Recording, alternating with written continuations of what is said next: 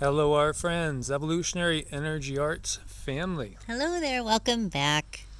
Yeah, it's still chilly, but the sun is out, and it's just beautiful to be out. I actually see us being outdoors pretty much all the time. If we're not working on making videos, we're going to be outdoors. And seems like, and maybe you guys can help me identify it, when it's cold outside, but the sky is really blue and the sun is shining down, doesn't it feel a little bit clearer or crisper, or is there something really clean about it in the cold air? I always thought so too. I mean, it's a double-edged sword. I could most definitely. Hi, Sita. And Sita's looking at us. I most definitely would have no problem, say, living on an island like Puerto Rico or somewhere in the Caribbean, where it's always kind of like in between maybe 87 and 70. I could handle that easily. My body loves it. I love it. But there is something about cold, crisp air on a beautiful, sunshiny day that is nice too. Yeah, it feels refreshing, like renewing. I believe it renews, yes. Absolutely. So we're always trying to get the sun in as much as possible, and did mantras out in the sunshine earlier today, as Sita knows we're recording, and she's quite the poser there, isn't she? She's good, yeah. So Cindy was just talking about some fascinating stuff, and I just thought, we need to share this because I still see so many comments that shows people don't understand, quote unquote, the old ways. They don't understand maybe what a pagan is, or there's been so many different labels attached to people that basically don't follow the Abrahamic traditions. And, whether it's pagan or heathen, what have you. Oh, there's another one of those birds out there. There's all these labels that have come into being that for many they have a very, very derogatory kind of energy to them. Why? Well, I think part of it is, again, look at this world and all the atrocities that are committed against Mother Earth, and thus ultimately everything that's living on the earth, in the name of progress or comfort or ease of existence for humanity, which really are nothing but atrocities. Truly atrocities. As we've said, we're kind of behaving like a virus or a cancer upon the planet, and we didn't always do that. And these old ways, and I still see comments too where people say, well, I like your news, but, your religious thing is so new agey, as if it's like, well, what is the new age? Well, things like recognizing people's ability to maybe have paranormal abilities, like clairsentience, clairaudience, clairvoyance, telepathy, things along those lines. Perhaps treating the planet like it's a living entity. There's always this desire by the powers that be to break us down to little groups. Oh, you're a tree hugger. You're one of those. So that means you must be a leftist liberal. It's just these terms, these boxes that we're constantly put in, and it's really part of the system that puts us in these boxes. As we got incoming ROM sighting here. Yes. We're always put into these boxes, and it's too bad. It's really too bad. So, why do we perceive things as the new age? Chakras, auras, things like that, as being negative. It's conditioning, and it's conditioning given to us by the powers that be. And Ron was just listening to what sounds like a really major plane going overhead that I can't see. Isn't it strange when you hear a plane as loud as this one and you look up and there's nothing there? You gotta ask the question, where'd it go? And I think a lot of people experience this. You hear these real loud planes and you look up and there's just nothing there. But back to what Mike was talking about and the old ways. And I want to talk a little bit about our DNA waking up and our ancestral DNA and remembering. And I was in the living room, standing in front of the window, looking at the tree, and then I start to tingle, and they said it wasn't always this way, or they said it didn't always used to be this way. And I asked, well, what do you mean? And they said, the way you work with the earth, the way you work with other entities. And they told me the tree is wishing to speak to you.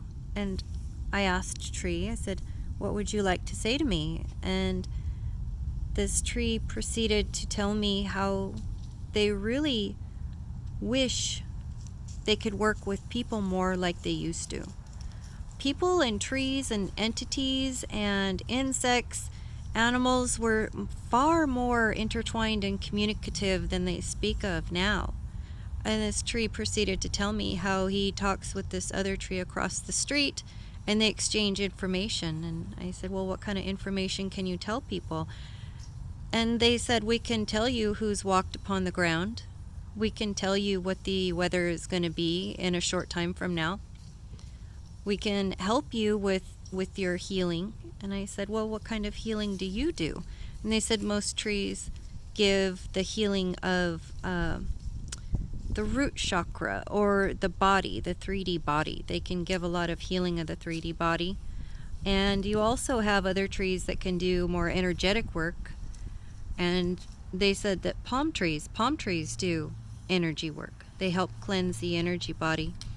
Whereas many of the other trees, especially when we're dealing with maple is really good about healing the inner processes of the body. And it just happens by making yourself available to this tree's energy. So if you could see things, and well, you guys can see things with the two eyes, but if you look deeper into the energy body, these energies, when you're standing there talking with a tree, these energies are now intermingling, and it looks almost like a little dance. It's like a little dance of energies. They're talking, communicating, and all of these little energies are kind of moving to your brains, and it leaves you in a place where you translate what the information is telling you. So if we could just see the energy, which we all will be able to soon, you could see the interactions between people and trees. And I just thought that was really nice. I had a remembering today. That's what I call those. Interesting. Yeah, and you were saying how each tree has its own specialty as far as its different healing energies. Right, and you can ask them too. It's like, what can you help me with? What can I help you with? Because it's a symbiotic relationship, very much so, very give and take. So you can have a conversation with a tree about what you need it to heal and work with it. And this was very common to talk with the animals, the trees, the insects, the air. All the elementals were very involved with the 3D world. Everything around you is consciousness. Mm-hmm. Everything has a consciousness. So it is a common practice in many traditions to meditate with your back up against a tree. Ask the tree if we could exchange energies to balance each other out. And go ahead, because again, they need the CO2, we need the O2. It's a symbiotic relationship. It's perfectly planned. It's perfectly orchestrated by the Creator, Mother Earth, and all these benevolent beings that are all around us. There's really no need to be afraid of them, but we're made to be afraid of them. And why? Well, in order to do the atrocities that we have committed against the Earth and against all the other living things on this planet. As we've seen die off after die off, all sorts of horrible things, all different pollutions and just toxicity spread by this system. And the system is in its last years. It will not be here in say 2100. It's gone. It'll be gone by 2050. and it should start declining by 2030. And already people are waking up to the fact of what's really going on. Why is it only our Father who is in heaven and nothing about our mother? Again, it's so that the mother can be pillaged and ransacked, and so that they can make profits and they could strip mine, and again, they don't even, the ultimate powers that be don't even come from here, so they don't care. They're just going to use the planet for what the planet can provide to them and move on to another. Look at Mars. And when we've remote viewed Nibiru itself looks as bad as Mars, if not worse.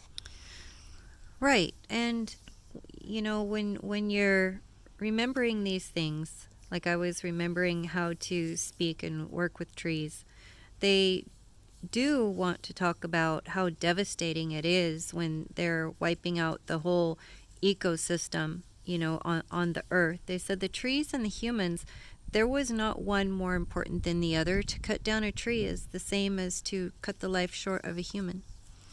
Again, everything is embedded with consciousness. So even if we think we're doing good and we're eating vegan, we still are consuming other consciousnesses. Mm-hmm. But again, the eternal aspect of all of us, and again, even trees and plants have eternal souls. They're on the beginning stages. They're not as far along the evolutionary scale as humans, even though humans are the ones that are in the fallen state. And again, many people speak of the fallen ones as the powers that be, but in reality, they're just in their normal state. They never really were up on high, so to speak. So that's like a misperception. That's their zone. The lower astral, lower 4D. That's their zone, and they're not going to move higher until they become in service to others. And it's. Well, there's a lot of different things that have been said. Easier maybe to get a camel to go through the eye of a needle than for that to happen at this point in time. Not impossible. It might take, an incredible amount of lifetimes. But again, we've also seen that these beings, like the Anunnaki, they truly do kind of lose their souls to the collective hive, the AI hive. And they're just totally out of touch with the original plan of Creator Source. So we just wanted to share this and just touch on this. So when we look again to the way the world is all about profits and extorting everything that it could out of the earth, this is why they look down on the old ways in which the earth was viewed with a reverency, where you asked before taking and prayed for the souls of whatever it was you were going to consume, whether it was, animal, vegetable, or mineral. Mm-hmm. Right. And have a relationship with those things around you. If it is life, it wants to have a relationship with you.